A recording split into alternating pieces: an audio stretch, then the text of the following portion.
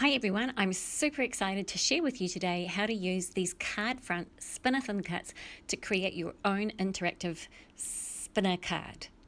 Okay, so you're going to create and cut your first pieces. So you'll need one of each of the larger pieces and two of the small circles. Once you've done that, we're going to actually prepare the spinner for your stamping, etc. And the way we prepare this is we draw lines to divide the segments so that when you're stamping, it's nice and even, and you'll see how that works later on. I find the Close to My Heart cutting mat is the best way to do this. Just position the little circle right in the center of your mat and then use the diagonal lines to draw on.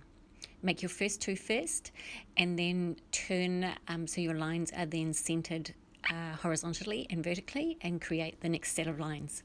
This will give you 8 segments and you'll see how we use those. Now it's very hard to see on here, but on the thin cut die set you'll actually also have little guidelines to place your stamping in.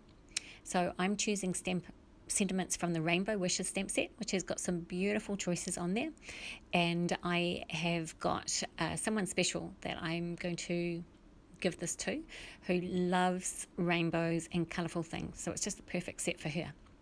So you can see I'm stamping 4 sentiments in every alternate segment, and now what I'm going to do is stamp the Spin Me, which just tells people what to do basically, and I'm stamping that in each segment so that it will always be showing, so people will always see that they need to spin it to make it work.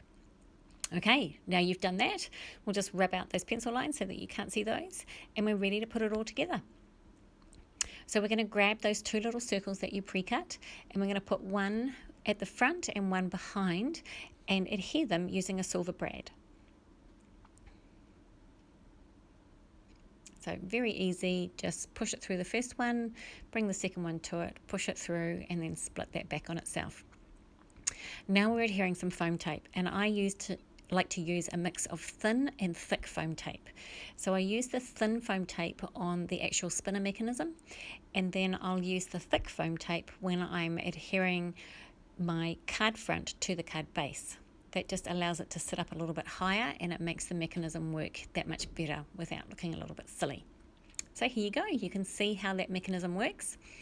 And now I'm adhering that thick foam tape to the card front, the back of the card front, if that makes sense. And then what we're going to do is peel off the backing of all of that and stick that down onto our card. How simple is this? Just wait till you see how good this looks.